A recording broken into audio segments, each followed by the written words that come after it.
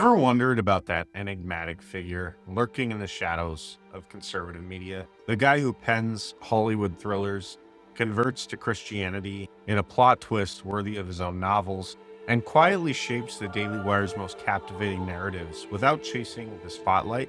That's Andrew Klavan, the low key mastermind blending suspense, faith, and unfiltered commentary like a detective solving cultural mysteries. If you're into conservative media deep dives, Andrew Klavan's background, his Daily Wire show, or gems like The Great Good Thing, buckle up. This is your ticket to his intriguing world. This is episode 6 of my Daily Wire series where we uncover the personalities fueling the right's fire. If you haven't already, smash that subscribe button and turn on notifications. You don't want to miss the next reveal in this lineup of unsung heroes. Andrew Klavan's tale unfolds like one of his own suspense novels, full of twists, revelations, and a quiet hero emerging from the fog. Born on July 13th, 1955 in New York City to a Jewish family, Klavan grew up in a secular suburb where God was more a distant rumor than a daily reality. His dad, a postal worker, and his mom, a homemaker, provided a stable but unassuming life. Young Andrew was a bookworm, losing himself in Sherlock Holmes mysteries and Agatha Christie whodunits, dreaming of crafting his own enigmas. But the 1960s counterculture pulled him into a different adventure, hitchhiking across Europe as a teen and soaking in the era's free-spirited chaos. Back in the States, he headed to UC Berkeley for English, but the call of writing was too strong.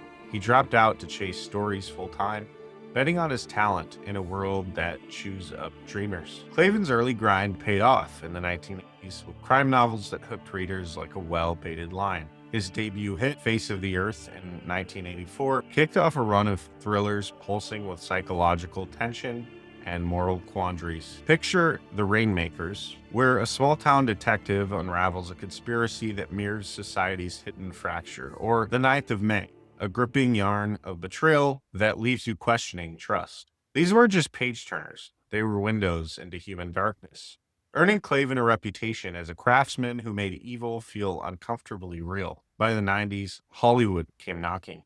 He adapted his novel for true crime, the 1999 Clint Eastwood film, where Eastwood plays a journalist racing the clock to save an innocent man, grossing $23 million and snagging Klavan an Edgar Award for Best Screenplay. Then came Don't Say a Word in 2001, starring Michael Douglas, a kidnap thriller that raked in $100 million worldwide, proving Klavan could spin gold for me.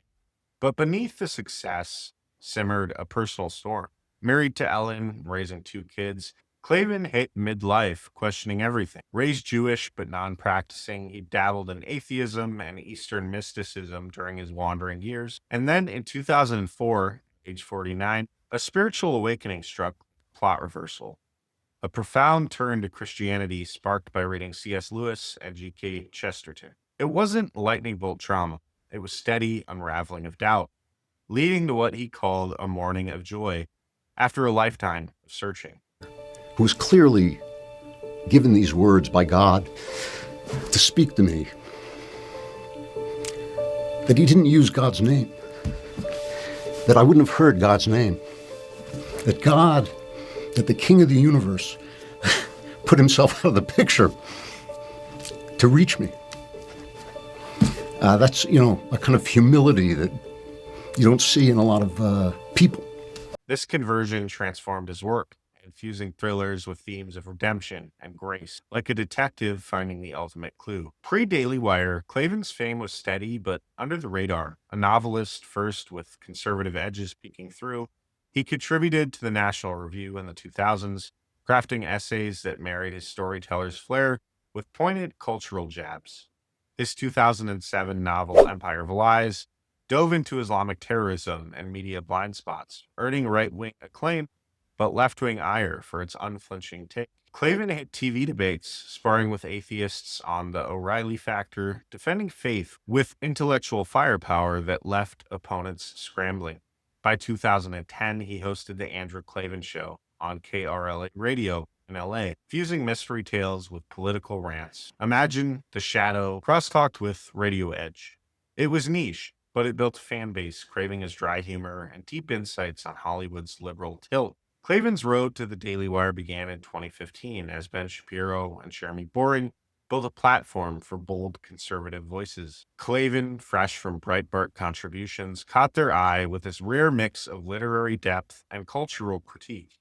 He joined as a podcaster, relaunching the Andrew Klavan Show on the network. It clicked instantly. Episodes like fictional skits lampooning wokeness or serious dives into felt like fireside stories for grown-ups. His low-key persona, witty, unassuming, always with a twinkle of mystery, contrasted the firebrands, making him the thoughtful sage in the Daily Wire lineup. Key moments cemented Klavan's role. In 2017, The Great Good Thing dropped, a fantasy bestseller about a princess trapped in her own book, echoing his spiritual shift. It bridged his novelist past with Daily Wire fans who embraced the Christian undertones. His 2018 Marred Bait on atheism went viral with 5 million views. Klavan calmly arguing faith's moral edge over pure reason. Despite the buzz, Klavan stays humble, prioritizing books over fame. In 2023, he reflected, "I'm not here to win arguments. I'm here to tell stories that make people think." His under-the-radar style lets him influence deeply from the Another Kingdom podcast series, a Narnia Noir mashup, to essays on grace in a grudge-filled world. Klavan's path from suspense scribe to faith-driven commentator to Daily Wire cornerstone highlights how quiet contributions can echo loudest. But his hand in the Daily Wire's rise, that's the next chapter waiting to unfold. What do you think of Klavan's stealthy power? Comment below, like if this sparked something, and subscribe for more Daily Wire spotlights. We've got loads more.